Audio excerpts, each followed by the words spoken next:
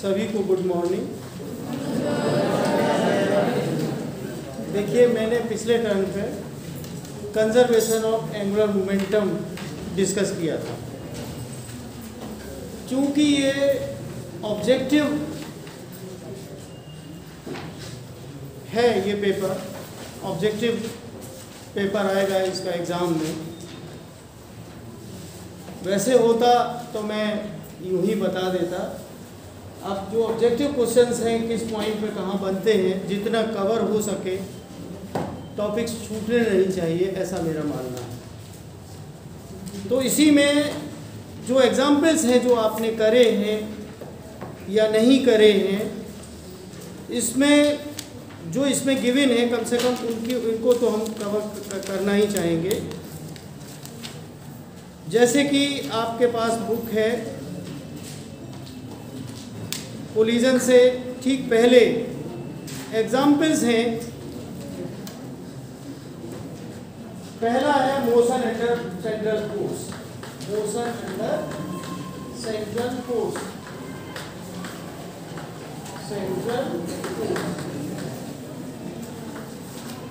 इसको हम थोड़ा सा एस्केप कर सकते हैं इस एग्जाम्पल को, क्योंकि हमने जब सेंट्रल फोर्स को पढ़ा था तो उस समय बातें जो प्रॉपर्टीज़ के रूप में जो सेंट्रल फोर्स की थी वो आई थी कि जब भी सेंट्रल फोर्स के अंतर्गत गति होती है,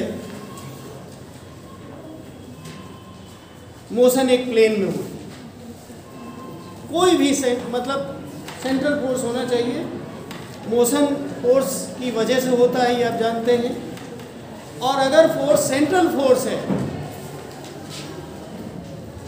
तो एक प्लेन में होती है मोशन। इसको हमेशा के लिए बेसिक के रूप में आप मेमोरी में बिठा लीजिए। दूसरी बात आपने पढ़ी थी कि जब भी सेंट्रल फोर्स के अंतर्गत मोशन होता है तो एंगुलर मोमेंटम उसका कंजर्व रहता है, ये आपने पढ़ा है। तीसरी बात आपने ये पढ़ी थी, क्योंकि जो ग्रेविटेशनल फोर्स है वो सेंट्रल फोर्स है, क्योंकि जो हमारा यूनिवर्स है उसकी जो गति है उससे ही यूनिवर्स की एग्जिस्टेंस है। हमारा सोलर सिस्टम है, प्लैनेट्स हैं, प्लैनेट्स के अराउंड उनके सैटेलाइट्स हैं। तो जो सैटेलाइट किसी इलिप्टिकल ऑर्बिट में मूव करेंगे, रिस्पेक्टिव इलिप्टिकल ऑर्बिट्स में, प्लैनेट सन के अराउंड रिवॉल्व करेंगे, ऐसा आपने पढ़ा था। और जब इलिप्स होता है तो इलिप्स में एक सेमी मेजर एक्सिस होती है और एक सेमी माइनर एक्सिस होती है, और सन जो है उसके फोकाई पे होता है। और जो प्लैनेट मूव करता है तो कभी वो बहुत दूर होता है प्लैनेट, और कभी पास होता है अगर ये मूव कर रहा है। ये फारदेस्ट है, ये जब भी घूमते हुए यहाँ आएगा, ये फारदेस्ट डिस्टेंस है ना। और ये कैसी है? क्लोजेस्ट, सबसे ज्यादा क्लोज यहाँ पे। इसमें आपने ये पढ़ा था कि जो एरियल वेलोसिटी है dA/dt का हो या फिर ds/dt, जिस बुक में जिस ढंग से लिखा हो, तो ये remains constant, areal velocity remains constant, ऐसा आपने पढ़ा था या नहीं पढ़ा था? वेलोसिटी कांस्टेंट नहीं है, एरियल वेलोसिटी कांस्टेंट। मतलब ऑब्जेक्टिव के लिए दिमाग में जितनी पिक्चर क्लियर होगी, जितने बेसिक क्लियर होंगे, उतने ही बेसिक क्वेश्चंस के आप आंसर कर लेंगे। और अगर कोई प्रॉब्लम आती है तो उस प्रॉब्लम को भी करने में आपको मदद मिलेगी। जैसा कि हमने बताया था कि कोई डेटा है तो आप उसमें से गिवन निकाल दीजिए कि क्या क्या डेटा गिवन है। फॉर्मूले की आपको समरी बनानी है हर चैप्टर की। जब आप उसको समेटोगे तो बहुत सारे फॉर्मूले पूरी बुक नहीं निकलेंगे, बहुत ज़्यादा फॉर्मूले नहीं है, सिर्फ एक बार अपने हाथ से बना के देखिए। समरी तो आपको डिफरेंट बुक्स में आपको मिल जाएगी, लेकिन जब तक आप हाथ से नहीं लिखते हैं, जितना लिखने की प्रैक्टिस करोगे उतना ही आप मजबूती के साथ सब्जेक्ट को सीखोगे। ठीक है, तो आपने ये पढ़ा कि एरियल वेलोसिटी कांस्टेंट रहती है। जब हमने कहा कि सपोज करते हैं यहाँ पे v1 वेलोसिटी है, यहाँ v2 वेलोसिटी, यहाँ जो डिस्टेंस है वो r1 है और यहाँ इस डिस्टेंस r2। अब मास तो प्लैनेट का कांस्टेंट ही होगा, mvr होता है उसका एंगुलर मोमेंटम, कितना आपको याद है। यहाँ पे वेलोसिटी v1 है, यहाँ पे जो डिस्टेंस है उस सन से वो r1 है और यहाँ पे m2 की बजाय m मास ही है, एक ही ऑब्जेक्ट है, और v2 और r2 m कैंसिल हो गया, तो v1 r1 equal to v2 r2 रहेगा, सिंपल सा। और जो भी सम करना हो आप v1 r1 equal to v2 r2 से करेंगे। चाहे प्लैनेट किसी प्लैनेट के मोशन को आप से संबंधित क्वेश्चन पढ़ रहे हों और चाहे सैटेलाइट को मूव करते हुए स्टडी कर रहे हों किसी प्लैनेट के अराउंड। आर्टिफिशियल सैटेलाइट के बारे में भी आप जान लीजिए, वो भी सर्कुलर उसका पाथ नहीं होता। जो हम लोग लॉन्च करते हैं इनसेट वगैरह, इनके भी इलिप्टिकल ऑर्बिट्स ही बनती हैं। क्योंकि बहुत एडवांस स्टडी बीएससी पार्ट 1 में नहीं होती है, हम ऑर्बिट्स की एनालिसिस एमएससी में जाके करते हैं। लेकिन बस इतना जान लीजिए कि ये जो मोशन होती है आर्टिफिशियल सैटेलाइट्स की, वो भी एलिप्टिकल ऑर्बिट्स में ही होती है। एज एन अप्रोक्सीमेशन आप सेंट्रीफ्यूगल वेलोसिटी और जो ग्रेविटेशनल फोर्स को इक्वेट कराते हो, ऑर्बिटल वेलोसिटी निकालते हो, वो एक अलग बात है, वो अप्रोक्सीमेट स्टडी कहलाती है। क्योंकि सर्कुलर मोशन से ही आप सेंट्रीफ्यूगल फोर्स वगैरह की बात करते हो, उसके बैलेंस की बात करते हो, है ना।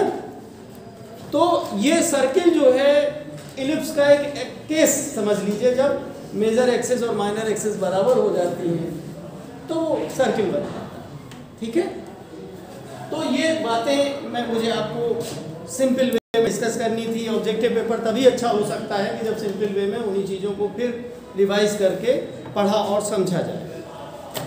ये मैंने रिपीट करके कुछ एक्स्ट्रा बात बताई, धोखे में आप आर्टिफिशियल सैटेलाइट्स के बारे में भी कहीं सर्कुलर मान के आंसर ना करें।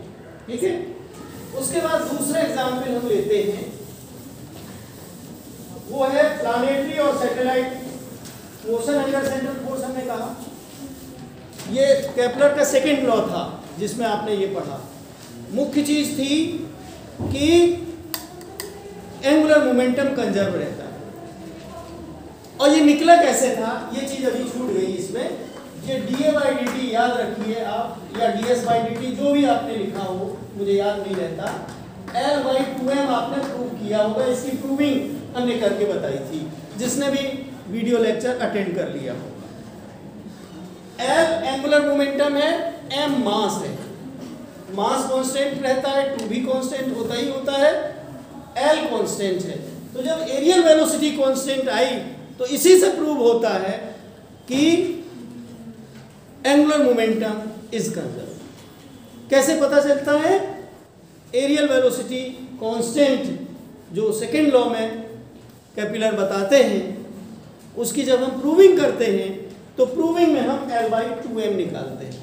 ऐसा नहीं है कि वो उड़ उड़ के गए होंगे, वो एरिया निकाली होगी उन्होंने, उड़ के पहुंच गए हों यहाँ से मतलब सन से प्लैनेट तक आए होंगे, फिर उसके साथ घूमते रहे होंगे और उसके बाद उन्होंने वो सब एरिया वेरिया निकाल के बताया, देखो यहाँ हम आ गए हैं, अब देखिए हमने ये एरिया निकाल लिया है, ये वाला निकाला, ये वाला निकाला। ऐसा नहीं, ये थ्योरेटिकली बहुत सारी चीज़ें होती हैं कि थ्योरी से निकल आती हैं। जितनी इम्पोर्टेंट थ्योरेटिकल रिसर्च होती है, एक्सपेरिमेंटल रिसर्च होती है, उतनी ही इम्पोर्टेंट थ्योरेटिकल रिसर्च होती है। पहले थ्योरी आती है, तब उसका एक्सपेरिमेंट होता है। आप घर बनाते हो इंजीनियर से नक्शा बनवाते हो, तो जब नक्शा बनता है उसके बाद ही पूरी दिमाग में पिक्चर हो जाती है। अब तो कंप्यूटर का ज़माना है, तो कंप्यूटर पे पूरा कमरे वमरे सब कायदे से देख भी लेते हैं, कहाँ क्या अलमारी बनेगी, क्या होगा। थ्योरी में हमने प्रपोज कर लिया, एक मॉडल बना लिया। ऐसे ही थ्योरी हम यहीं बैठे बैठे मतलब समझ लेते हैं उस चीज़ों को, और जो भी हमारी थ्योरी एग्जिस्ट करती है उसके आगे बढ़ते चले जाते हैं। यही रिसर्च का मेथड है। एक बात और, मैं एक एग्जाम्पल आपको और देना चाहता हूँ, आपके फ़ायदे में आएगा, जिनका बीएससी में बहुत आधे अधूरे मन से पढ़ते हैं। मेरे ड्राइवर जो गाड़ी चलाते हैं, बहुत ही, जब मेरे पास आए थे 10 साल से ज़्यादा हो गया उनको हमारे पास ड्राइवरी करते हुए, तो उनका बच्चा 9th या 10th में था, और हमारे पास आए थे कि सर इसको थोड़ा गाइड करिए। गाइड तो हमने नहीं, लेकिन हमने रास्ता उनको बताते रहे। मेरे पास टाइम भी नहीं होता है, जो भी टीचर जो भी मिला अपना पढ़ते रहे, लेकिन रास्ता बताते रहे, उसका मन लगता रहा। बीएससी किया उसने, पीपीएन में एडमिशन नहीं हुआ था, डीएवी से किया बीएससी, एमएससी भी डीएवी से किया।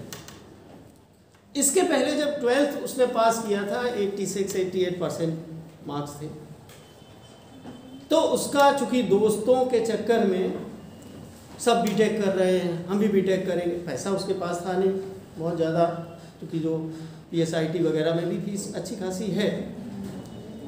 तो मैंने उसको समझाया कि देखो बीएससी से भी आप उससे बेटर रास्ता निकाल सकते हो। तब उसको पूरा विश्वास नहीं हुआ। फिर PSIT में हमारे ही स्टूडेंट रहे जो यहाँ से BSc MSc करे हैं, डॉक्टर श्याम सुंदर मिश्रा जी मैथमेटिक्स में हैं, वहाँ एसोसिएट प्रोफेसर। हमने कहा उनसे जाके पूछा, तो उन्होंने पर्सनली उसको समझाया, तो फिर उसने BSc ही करना उचित समझा, नहीं करेंगे हम बीटेक। उसने BSc किया, MSc किया, पढ़ने में लगा रहा, समझ के पढ़ता रहा। केमिस्ट्री से MSc किया था उसने, फिर पार्ट टाइम टीचर के रूप में यहाँ पे भी 2 साल पढ़ाया उसने। इसी बीच में अपना नेट और गेट की तैयारी करता रहा। उसका नेट भी निकला, गेट भी निकला, और इस समय IIT कानपुर में PhD कर रहा है।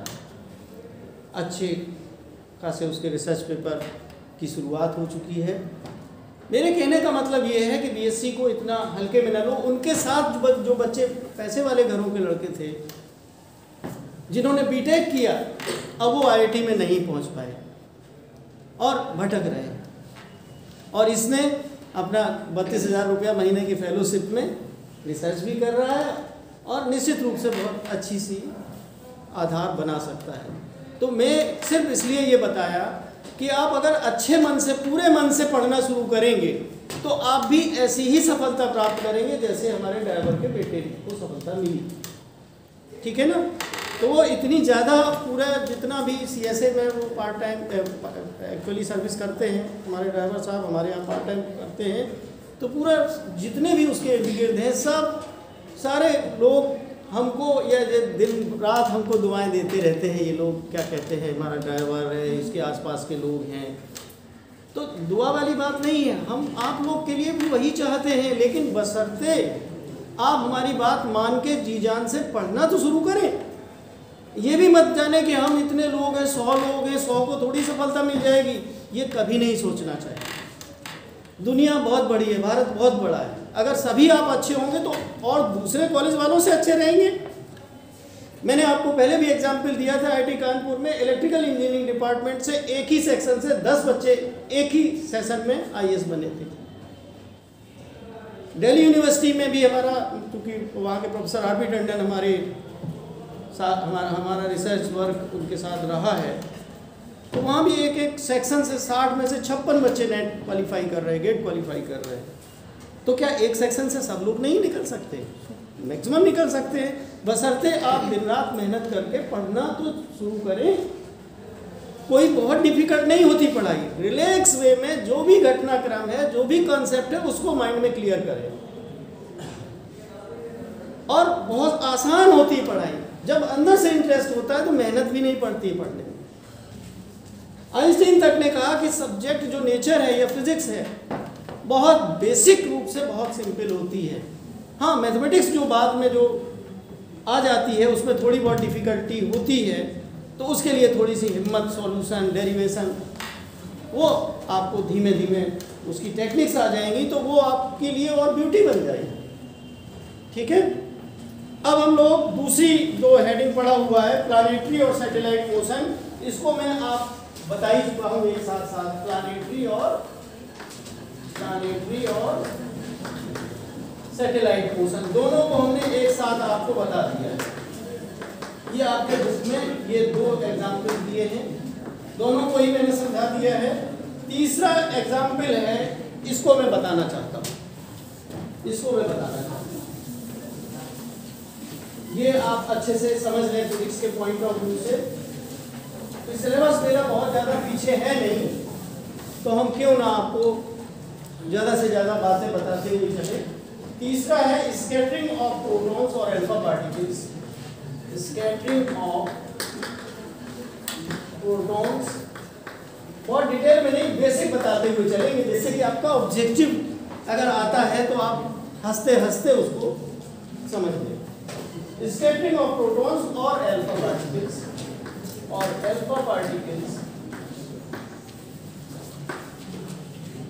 Bye a heavy nucleus. आपने पहले भी पढ़ा है इसको, हैवी न्यूक्लियस।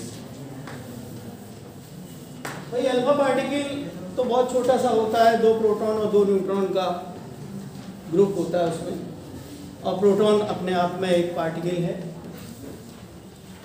इसमें एक फिगर बना हुआ है, इसमें भी कंजर्वेशन ऑफ, ये देखते चलिए कि कंजर्वेशन ऑफ एंगुलर मोमेंटम के अंतर्गत ये एग्जांपल है, यानी स्कैटरिंग ऑफ प्रोटॉन्स वाली घटना या अल्फा पार्टिकल्स वाली भी आ जाए तो पहला तो हेडिंग डालते ही रट लीजिए, उससे रिलेटेड अगर कभी क्वेश्चन आएगा और उसमें नीचे ऑप्शंस होंगे, सबसे आसान सा क्वेश्चन होगा, तो आप कंजर्वेशन ऑफ एंगुलर मोमेंटम को उसमें ऑप्शन में ढूंढ के टिक कर सकते हैं।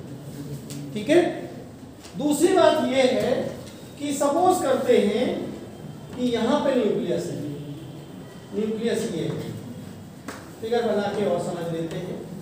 एक कोई अल्फा पार्टिकल या प्रोटॉन यहाँ से आता है। वैसे तो पूरा जो फिगर आप बनाते हो वो तो ये है कि कुछ सीधे चले जाते हैं, कुछ वापस लौट आते हैं, कुछ डेविएट होके जाते हैं, ये आपने फिगर पढ़ा है केमिस्ट्री में। लेकिन हम सिर्फ वो जिसमें ये वापस लौट रहा है उसमें ये अप्लाई कर रहे हैं। ठीक है, ये बिना कांटेक्ट में आए न्यूक्लियस के, ये कोई अल्फा पार्टिकल या प्रोटॉन आया पहले वेलोसिटी, जब ये इसके फोर्स के क्षेत्र में नहीं था। भाई इस पर पॉजिटिव चार्ज है ना, बहुत सारा पॉजिटिव चार्ज है इसके पास, और इसके पास प्रोटॉन है तो प्लस ई चार्ज है, और अगर अल्फा पार्टिकल है तो उस पर प्लस 2 ई चार्ज होगा। अब इनके बीच जब वो बहुत दूर था तो कोई रिपल्सिव फोर्स नहीं था, लेकिन जैसे ही ये पास आएगा तो एक रिपल्सिव फोर्स काम करना शुरू करेगा, तो उससे जो है ये उसके रास्ता जो है मुड़ने लगेगा, है ना। अब मुड़ते मुड़ते ये क्लोजेस्ट आया और उसके बाद फिर रिपल्सन की वजह से फिर ये वापस लौट गया। ये इसकी ट्रेजेक्टरी जो हम यहाँ पे बना रहे थे, जो आगे लौट गया, तो हमने मैग्नीफाई करके थोड़ा सा बड़ा समझ में आ जाए इसलिए इस ढंग से बनाया है। ठीक है, सबको समझ आ रहा है। ये अल्फा पार्टिकल या हम प्रोटॉन ही कह देते हैं, डिफाइन कर देते हैं, क्योंकि प्रोटॉन की ही इन्होंने मैथमेटिक्स करी है, तो प्रोटॉन वाली 2 ही करके फॉर्मुलेशन नहीं किया है। तो ये यूं आया और यूं चला। अब जब इसको हम ये एनालिसिस करेंगे तो जो उसकी डायरेक्शन ऑफ मोशन है, किसी जगह पे जहाँ से मुड़ना शुरू जस्ट हुआ था, इसकी टेंजेंट ड्रॉ करेंगे। क्या करेंगे? Tangent draw. हमने कर दिया टेंजेंट ड्रॉ। अब इससे जो परपेंडिकुलर डिस्टेंस होगी इसकी, इसको कहा जाता है P, और इसका नाम होता है इम्पैक्ट पैरामीटर। Impact parameter. ठीक है, न्यूक्लियस से इसके जो टेंजेंट है, जो डायरेक्शन निकल के आ रही है, उस पर perpendicular, foot of the perpendicular को न्यूक्लियस से मिलाने वाली लाइन, ये इम्पैक्ट पैरामीटर है। ओके, स्कैटरिंग आपके कोर्स में अब नहीं है, पहले था, लेकिन ये बड़ा इंपॉर्टेंट पैरामीटर माना जाता है, इम्पैक्ट पैरामीटर P। और ये जो डिस्टेंस है, जो ये डिस्टेंस है यहाँ पे, ये D मान लेते हैं। ये जो डिस्टेंस है, ये डिस्टेंस ऑफ क्लोजेस्ट अप्रोच कहलाएगी, डिस्टेंस ऑफ क्लोजेस्ट अप्रोच। इसमें इस पे बेस एक सम जो है पूछा जा सकता है कि भाई डिस्टेंस ऑफ क्लोजेस्ट अप्रोच पे उसकी वेलोसिटी क्या है। इनिशियली हम सपोज करते हैं यहाँ पे वेलोसिटी v नॉट थी, अब जब यहाँ पे था, जब वो क्लोजेस्ट में था, v मान लेते हैं, तो इसमें भी कंजर्वेशन ऑफ एंगुलर मोमेंटम लगेगा। मैंने आपको ये बताया था कि न्यूक्लियर फोर्सेस सेंट्रल फोर्स नहीं है, बताया था। न्यूक्लियस में न्यूक्लियस के बीच में लगने वाला फोर्स सेंट्रल फोर्स नहीं है, लेकिन इलेक्ट्रोस्टैटिक फोर्स जो लगता है बिटवीन टू चार्जेस, ये चार्ज की तरह इस्तेमाल हो रहा है, न्यूक्लियस का चार्ज और ये उस पार्टिकल का चार्ज। तो इन दोनों के बीच लगने वाला जो फोर्स है वो कूलम्बियन फोर्स है, ये सेंट्रल फोर्स है। और ये जो गति हो रही है अल्फा पार्टिकल की या प्रोटॉन की, बेटा ध्यान से सुन लो, आप कमज़ोर नहीं हैं, थोड़ा सा आपका ब्रेन इधर उधर होने लगता है, तो आप जब एक शब्द, एक सेंटेंस नहीं सुनते हो तो आगे वाले फिर समझ में नहीं आते हैं, फिर आपका दिमाग भटकता है। तो आप कोशिश किया करो कि जब आप सुने तो पूरे ध्यान से सुनने की कोशिश किया करें। चलो आज गलती हुई है, वीडियो में देख के बाद में कर सकते हो, लेकिन जब वीडियो नहीं बनता था तब तो जो मिस हो गया वो मिस हो गया, ठीक है ना। तो अब आप देखिए कि इसमें सेंट्रल फोर्स के अंतर्गत गति हो रही है, और जब हम ये हेडिंग डाले हुए कंजर्वेशन ऑफ एंगुलर मोमेंटम, तो आप ऑब्वियस हो गई। तो अब इसमें बहुत सिंपल सा फॉर्मूला लगता है कि momentum at here, angular momentum at here equal to angular momentum at here. दो पोजीशंस में हम दोनों के एंगुलर मोमेंटम बराबर कर देते हैं। तो इसके लिए जो है mv नॉट इंटू पी, देखिए यहाँ पे जो डिस्टेंस नापी जाएगी तो इसके परपेंडिकुलर डिस्टेंस नापी जाएगी। देखिए एंगुलर मोमेंटम होता है r क्रॉस p होता है, क्रॉस प्रोडक्ट होता है, परपेंडिकुलर डिस्टेंस लेंगे, ठीक है। तो mv नॉट ये डिस्टेंस नहीं लिख जाएगी, यहाँ पे परपेंडिकुलर डिस्टेंस, चूंकि यहाँ पे जब वो आपका जो वो बनता है तो इसका टेंजेंट जो होगा वो इसको टच करने वाली लाइन होगी, तो उससे ये परपेंडिकुलर, ये इम्पैक्ट पैरामीटर भी परपेंडिकुलर है और ये जो d है ये भी परपेंडिकुलर है। समझ में आ रहा कि नहीं सबको? भाई जब यहाँ पे हमने टेंजेंट ड्रॉ किया पहली सिचुएशन में, तो इस टेंजेंट से जो परपेंडिकुलर डिस्टेंस होगी वो ये नापी जाएगी इम्पैक्ट पैरामीटर p। और जब यहाँ पे आ गया तो ये तो परपेंडिकुलर सीधे से टेंजेंट पे यहीं पे, ठीक है ना। तो mv not p equal to mv d, यही तो होगा। और ये c कह सकते हो, c पॉइंट पे मान लेते हैं, ये c पॉइंट है, ये a पॉइंट है। भाई वेलोसिटी इस वेरिएबल है, यहाँ पे वेलोसिटी सबसे ज़्यादा रही होगी, फिर धीमे कम होने लगी, ये सब न्यूनतम होगी, मिनिमम वेलोसिटी यहीं पे होगी। उसके बाद फिर जब उसकी डायरेक्शन बदल गई, दूर जाने लगा, रिपल्सिव फोर्स उसको मदद कर दी। अभी रिपल्सिव फोर्स इसको आने में परेशानी पैदा कर रहा था, प्रतिकर्षण बल, प्रतिकर्षित हो रहा था ना ये प्रोटॉन या अल्फा पार्टिकल। तो प्रतिकर्षण की वजह से इसकी स्पीड और दिशा, स्पीड का मतलब मैग्नीट्यूड ऑफ वेलोसिटी, स्पीड भी कम हो रही है और दिशा भी, स्ट्रेट लाइन मोशन में बेचारा आ रहा था झूमते हुए, तो बीच में फोर्स का क्षेत्र आ गया, तो बेचारे अब पुलिस लग गई। पुलिस ने कहा नहीं नहीं ऐसे नहीं जाओगे, ये हमने रास्ता बना दिया, इस पे जाइए। तो बेचारा धीमे धीमे संकोच करते हुए कृपया धीमे चले, तो धीमे धीमे होते हुए ये काफ़ी धीमे हो गए, न्यूनतम हो गए।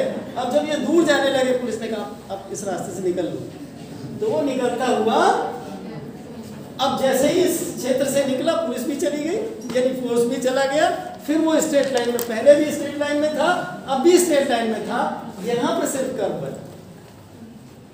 समझ गए कि नहीं समझ गए? तो इस तरीके से उसकी ट्रेजेक्टरी बनी और यहां पे वेलोसिटी उसकी न्यूनतम होगी। ठीक है, ये बहुत दूरी है, परपेंडिकुलर डिस्टेंस ये ज्यादा है। वैसे तो न्यूक्लियस के सामने दिखाई दे रहा है कि सबसे पास है, क्लोजेस्ट अप्रोच में, लेकिन परपेंडिकुलर डिस्टेंस न्यूक्लियस से इस समय ज्यादा है और इस समय कम है। ये बहुत इंटरेस्टिंग चीज है, क्योंकि हमने परपेंडिकुलर उसके लाइन से जो डाला, उसके टेंजेंट से, वो यहाँ छोटा है। तो इस तरीके से निकाला जा सकता है और इसको आप एक इक्वेशन ये बनेगी, दूसरी इक्वेशन कंजर्वेशन ऑफ एनर्जी निकालोगे तो half mv not square equal to half mvc square और प्लस जो हमारी रिपल्सिव फोर्स है उससे जो बनेगा जो potential energy 1/4 pi epsilon not. अगर इसका z नंबर है, एटॉमिक नंबर है, तो इसके पास q1 की जगह z लिख दीजिए, और दूसरा अगर हमने प्रोटॉन लिया है तो E दो बार multiply z square upon d होगा। ठीक है, डिस्टेंस जो है r तो मानी जाएगी इस जगह पे। और इसको जब सॉल्व करते हैं तो फिर सॉल्यूशन हम नहीं कर रहे हैं, ये अपने आप कर लीजिए। जो फिजिक्स हमने बताई है, सॉल्व बहुत ज़्यादा नहीं किया गया है, इन्होंने 1/4 पाई एप्सिलॉन नॉट इसको करके यूं कर दिया है, सिर्फ इसको इधर लाए, हाफ mv को बाहर निकाल लिया, v not square minus vc square के बराबर कर दिया है, और कुछ नहीं है, आगे की मैथमेटिक्स नहीं की है। आप इसमें कंजर्वेशन ऑफ एंगुलर मोमेंटम समझ गए। ये सेंट्रल फोर्स के अंतर्गत गति है, ये मान लीजिए, क्योंकि कूलम्बियन फोर्स लगता है, उसी की वजह से स्कैटरिंग होती है। स्कैटरिंग का मतलब ये आप समझ लीजिए कि कॉन्टेक्ट में फिजिकली नहीं आया, due to field of force of field, it deviates, make a trajectory and return back। ठीक है, आप समझ गए कि नहीं? तो इस तरीके से ये सब हुआ, इसको आप कर सकते हो। अब इसके बाद ये 3 एग्जाम्पल्स हो गए, अब हम लोग 4th एग्जाम्पल करने जा रहे हैं। कुछ चीजें हम नहीं करेंगे, आप समझदार होते जा रहे हैं। एंगुलर एक्सीलरेशन एकम्पनिंग कॉन्ट्रैक्शन, ये वाला जो है अपने आप कर लीजिएगा। इतना हमने आपको बुद्धि दे दी है कि एक कोई डोरी से किसी बॉल को या बॉब को बांध के घुमा रहे हैं, एक पाइप में डाल के, उसकी व्यवस्था है, और यूं करके घुमा रहे हैं।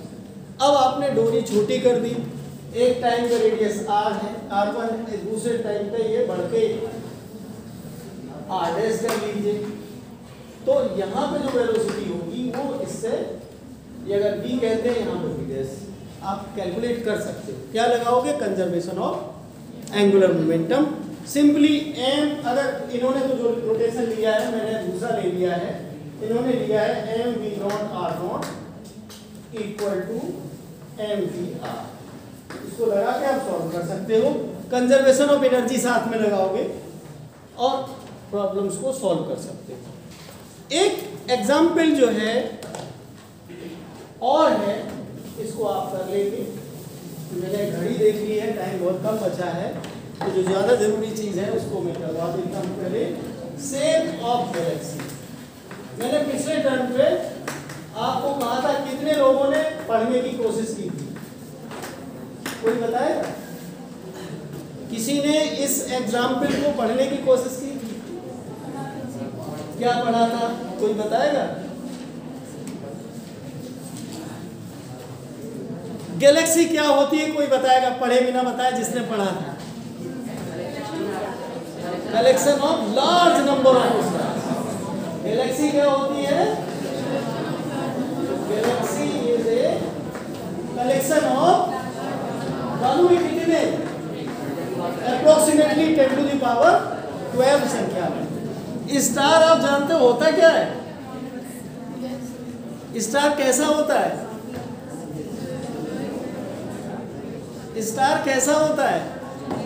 एक कोई किसी स्टार का एग्जाम्पल दो जो आप जिससे आप परिचित हो। सन, वेरी गुड। सन एक स्टार है। ऐसे ही 10 to the power 12, 1, 2, 10, 100, 1000, 1000, 10,000, 1 करोड़ भी नहीं, बहुत बड़ी नंबर है 10 to the power 12 की संख्या में मिलके बनाते हैं गैलेक्सी। और इन सबकी व्यवस्थाएं, और ऐसी बहुत सारी गैलेक्सीज हैं यूनिवर्स में।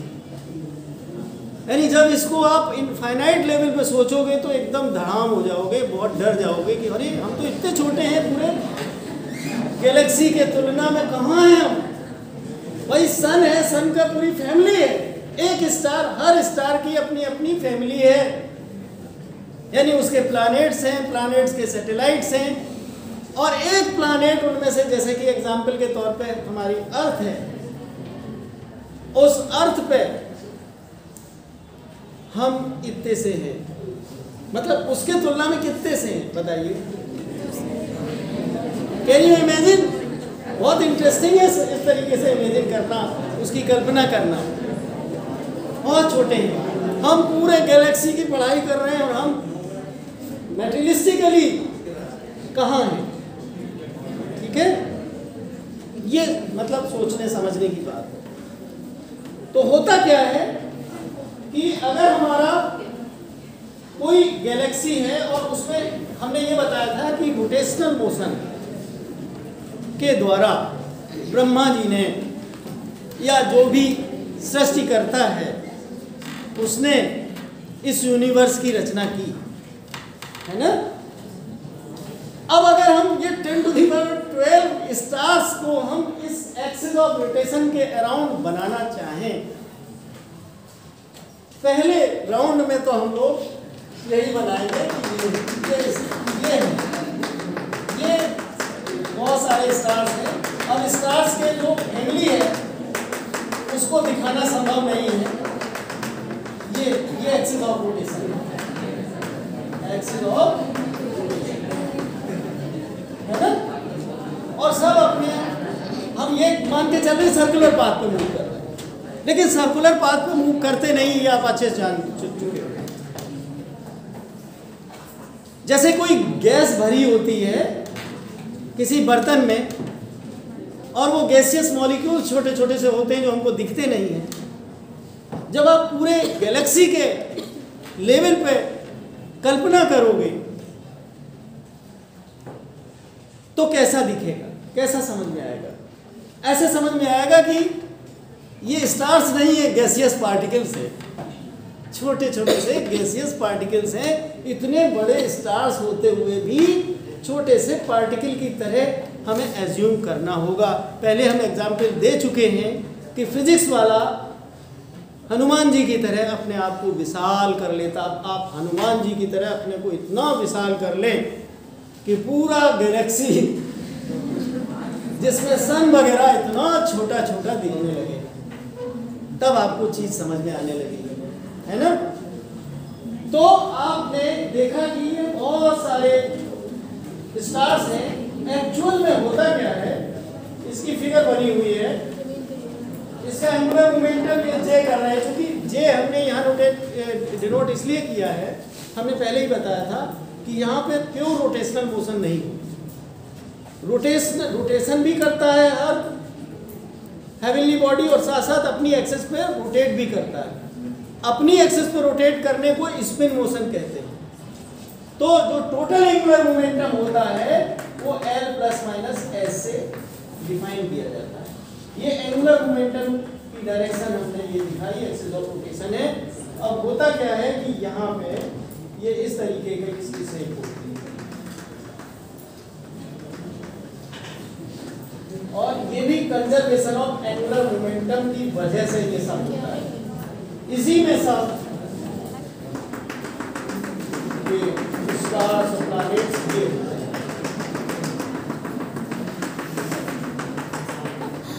ये शेप ना होके ये शेप, ये इसका पता चला कि ये बन रहा है, इसका उसका अपना इलिप्टिकल मोशन है।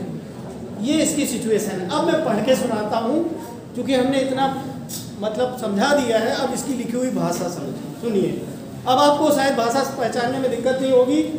शब्द गैस बोल रहे होंगे, गैसियस पार्टिकल्स की तरह आप स्टार्स को समझेंगे। तो एक Galaxy is a group of very large number of stars bracket में 10⁻12 with huge amounts of free gas. A galaxy is separated from other galaxies by large distances.